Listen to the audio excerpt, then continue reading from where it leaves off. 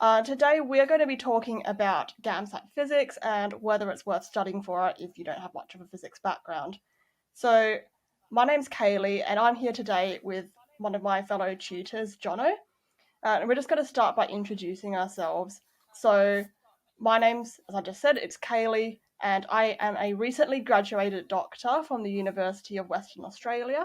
My undergraduate degree was in biomedical science, and I did the GAMSAT in September of 2017.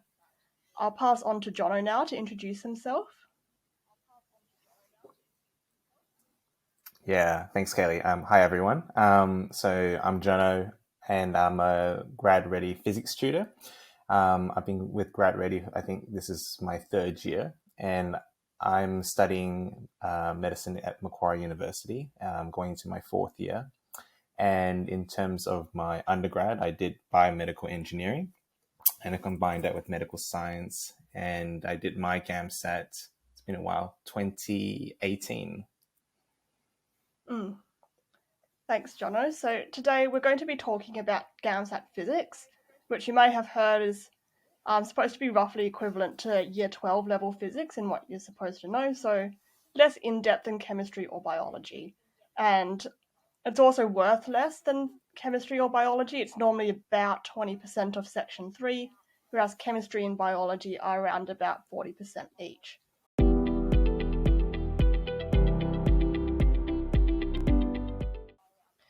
So Section 3, in turn, depending on which university you're applying to, Section 3 can be worth either half of your entire GAMSAT score or 1/3 of your entire GAMSAT score.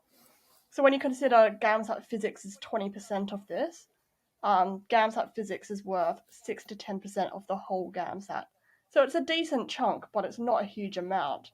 Just given the general demographics of people who sit GAMSAT, you're probably not very likely to be as strong in physics, and you'll need a bit more time to get your physics up to that recommended Year 12-ish level.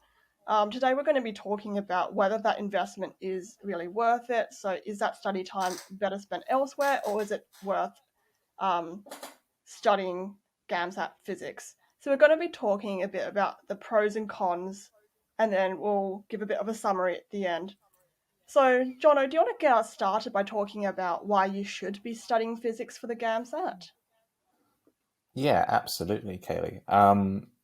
So I think with any exam, you need to try to earn marks. So even though it's 6 to 10% of the entire Section 3 exam, I don't think it's wise to forgo those marks at all. So I know that, as you said, many students never had any physics knowledge or interaction with it, and I think there's this intimidating factor where there's a total different kind of kettle of fish. So I think it's really important that if you do well in physics, it really will help you, clinch those marks that other candidates would just forgo. So I like to think of it as taking advantage of those little things that people can't do, but you can do. And most of the Section 3 questions, what is really important is that they're conceptual questions, and one thing that's come out recently is they're trying to combine a lot of chemistry with physics and a lot of biology with physics. So it's really important to not think of physics as one kind of isolated, I guess, category, and feel towards that physics can be applied in every kind of discipline, whether it be chemistry or biology. And what you want to do when you do study physics is to gain the skills, and you may not think of it at first, but physics becomes really important when you study medicine. You have to get better in terms of your calculations, reading graphs and whatnot. So it's really important to clinch those skill sets early on, because they will help you in good stead when you move into medicine, especially. And I guess with the physics concepts, it will actually even help you understand biology and chemistry even more, particularly when you're doing examples or questions like cell membrane potentials, blood flows, where you're thinking about the diameter of blood vessels and calculating the resistance of it.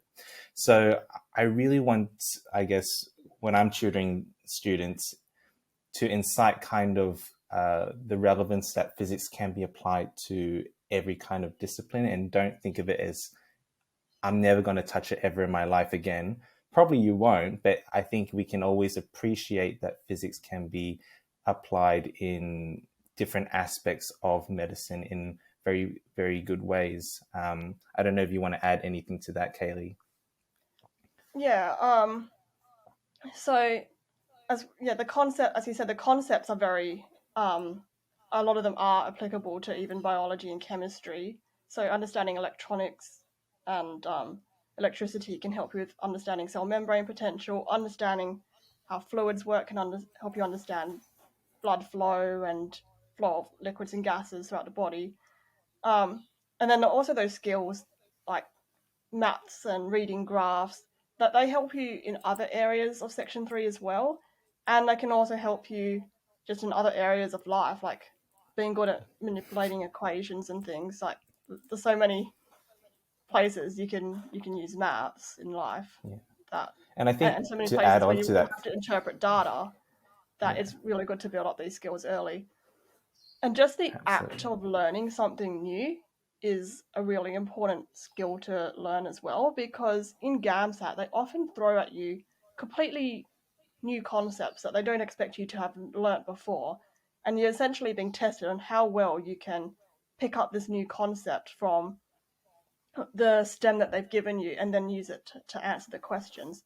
So by studying something that you're not very familiar with, whether that be physics or something else, you're getting yourself primed in this skill so that you can then use it in the GAMSAT to answer the questions.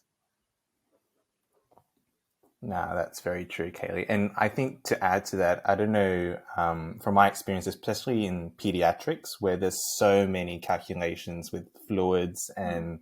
and you have to get the babies or the child's weight before you can do anything when you administer certain drugs or, like I said, fluids. So, you know, physics, if you want to equate it to maths, I think that's a simplistic way of thinking about it, but it's really building up those skills to um, think on the fly. And medicine's so dynamic that you have to start to process new information in a very short period of time and trying to make an understanding of it. And like Kaylee said, I think it's absolutely correct, where take this as an opportunity to learn something that you have no idea, and take it on board as a challenge. And if you can get through this challenge, it'll put you into extremely good stead moving forward. Mm. The other thing as well is that of the three science disciplines, physics is the one that you don't need to study to the same level as biology or chemistry. So the time commitment for physics is potentially less than the time commitment for studying biology or chemistry, since you're required to study those to a bit of a higher level. So you only need that year 12 level physics, and if that also means if you did physics in year 11 and 12, then studying GAMSAT physics might just be a matter of refreshing your memory, which is much quicker than studying something for the first time. So not only is physics very useful to learn, it might not be the massive time commitment that you might think it is just by looking at it. And I guess moving on, there are probably students out there saying, besides, why do we need to study physics? But could my time be better spent somewhere else? And that's Mm. very, very true. So about 90 to 94% of the exam is not physics. But then, as I said earlier, and I think Kayla would agree, a lot of the physics is embedded within the biology and chemistry questions. So you still have to utilize those skills you have from physics, whether it be basic algebra, arithmetic. And if you feel like you have significant deficiencies or you're lacking in those areas that are worth more, it may be, I think, wise to spend more time on other questions that are not fully physics, because you're trying to earn as many marks as you can within section 3. And the other thing is that you may not be able to get some physics marks purely by just being strong in maths. or just reading graphs or interpreting things. You need to get through with a bit of your biology and chemistry study. So I think when you approach the exam, it's really important to have a really broad mindset and try to call upon all the skills that you had previously, because I find that a lot of students, when they go through is they are so they just lack a lot of confidence. And I remembered when I did it, it was 3 hours. It was 1 to 4 p.m. in the afternoon. I was very tired after lunch. And you'd be surprised, it's more the endurance factor rather than actually doing the question. Because by the time you do question 50 out of 100 or 100 and so, I can't remember the number of questions now, but you're completely exhausted. And I think Kaylee would agree. It's just trying to push through those periods where you're about to fall asleep. And that's where you need to take advantage of other students or other candidates who are in the same place and try to score well, whether it be biology, whether it be chemistry or a physics question. Just take the opportunity to do that. And I guess the last part is time commitment. If you feel like you've never studied physics before, never did it in high school, and you feel that it's a waste of time, and you need to spend more time on biology and chemistry, I think that's very, very wise, because that's predominantly most of the exam, and that's something that you can improve yourself. And the GAMSAT you can do multiple times, not that you can't do it. It's only once, and you take every opportunity as a learning curve moving forward. Mm. And also, as you're doing practice questions as well, it's not like an all or nothing thing. It's not like you either study physics or you don't study physics. Like, as you're doing practice questions, you might come across some topics that you encounter a lot and you really don't understand. And then you might spend a bit of time learning those topics, but then you might not spend time learning every single physics topic if you don't have that time available to spare. So there is some middle ground here, and you need to think a lot about what works for you and what your individual situation is, especially thinking about your background in physics and your background in the other areas which may need more or less work. And I guess to add on to that, the GradReady website, which has been really updated to, I think we've done a lot of work over the past year to improve the type of questions we've had on the website, to become more relevant and, I guess, mimic what you get in the GAMSAT. And I think from the questions that I've been reviewing, and it's really important to not get bogged down on those hard physics questions. I know you get really stressed out when you can't get those questions, and I'm trying to answer students' questions quite frequently where they're concerned about a really, really subtle aspect of the question, which I don't think is going to do you any favors. I think the most important thing is that you take out from those questions is the basic concepts, whether it be simple things like torque, conservation of energy, being able to manipulate those equations, and just have a starting point. I think that's the hard part with any physics or chemistry question. You need a starting point. You need to know where to start from. If you've got that starting point, you realize that it gets a bit easier.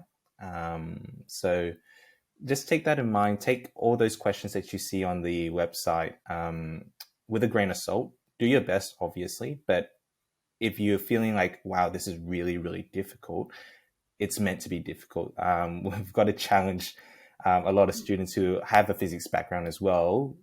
So don't get too disheartened if you can't get those really difficult questions. I find it's also really easy for students to get intimidated by the way a question is worded. Like, it's very easy to see all these sciencey terms and think, oh my gosh, I have not studied this. I am not prepared for this at all. But like a lot of the time in GAMSAT, the questions are logic puzzles dressed up to look a lot scarier and more intimidating than they really are. So sometimes a lot like your study's a lot about getting familiar with the terminology so you don't get spooked by it when you see it in an exam. And then when you can look past all that and reduce what you're seeing in the STEM to whether it's like mathematical equations or like logic, compare, contrast type things, then it's a lot easier to work through the problem and find an answer. Absolutely, absolutely. And I guess to sum things up, if you do have a previous physics background, really take advantage of it, and really hone in on your skills to just get those marks that other candidates don't have. If you don't have a physics background, once again, just try to be wise, as Kaylee mentioned, to prioritize your time and your workload onto areas that you believe you can excel better in and get more marks. Because at the end of the day, you need to work on your strengths. Obviously, try to work through your weaknesses, but if you can pursue your strengths and master it, I think that's really, really a powerful asset when you go through the GAMSAT. And the third point was have a timetable, allocate a set amount of time to study a particular section, whether it be 1 hour for physics, 1 hour for chem, 1 hour for bio. Don't exceed that amount, but also don't go under that amount, so that you give each, I guess, discipline the respect that it deserves, I guess. So if you, it is really tough, but it's important to get into that routine leading up to it, because if you don't get into that routine, I guess it becomes very, very difficult when it comes to the real exam. Mm. Yeah, yeah, absolutely. Because the real exam, as Jono mentioned, is a real stamina. It's a real marathon because it's a whole day essentially. So just like with every other discipline, you need to make sure you're doing those practice questions, and leading up to the exam, make sure you're doing those practice exams. So then you'll know where your weaknesses and your strengths are and what you need to work on, and also get that stamina for sitting the exam, so that when you lose marks, it's not because you're tired and fell asleep. You lost marks because you lost marks. Yeah. And make sure you eat a good lunch. Yeah, Don't absolutely. have a food coma afterwards. That's the Yeah. most important thing I've realized. So, yeah, it's all about 50% is the questions, but 50% is just looking after yourself. I don't know if you agree, Kaylee. Just it's a Yeah. long day, and I remember a lot of students or candidates would go to the bathroom in the middle of the exam. That's perfectly fine, but if you're spending 10 or 20 minutes in the bathroom, it's better to go to the bathroom before you sit the actual paper. Just a little little tip. Yeah. Yeah, I found that, well, back when I started, it was a 1 hour break for lunch, and I spent most of the Mm. hour break sitting under a tree eating a souvlaki from the Greek truck. I felt pretty refreshed after that. I was able to go back and tackle section three. There were a few people around who were frantically studying during that break. Don't know how well it served them, but that's not really the route I would take. So make sure you look after yourselves. Yeah, absolutely. And I guess like final two tips that I just thought is if you're short on time, try to focus on your skills that you're really good at and prioritize those questions in the exam for those. And if you need help learning physics, once again, as I said, we've created a huge multiple choice question bank on the GradReady website with the tons of practice questions. They're an excellent resource, but please don't get bogged down in those hard questions. What is really important is that you smash out those easy to medium questions, because when I've reviewed them, those are the kind of questions I want you to get out of in terms of the concepts. And if you're able to do that, you'll be in a very good place moving forward when you tackle the actual exam. Yep, absolutely. And then we also have in-person courses as well if you want that extra help, and online ones. So thank you all for tuning in, and we hope to see you at our next one. Thanks, everyone.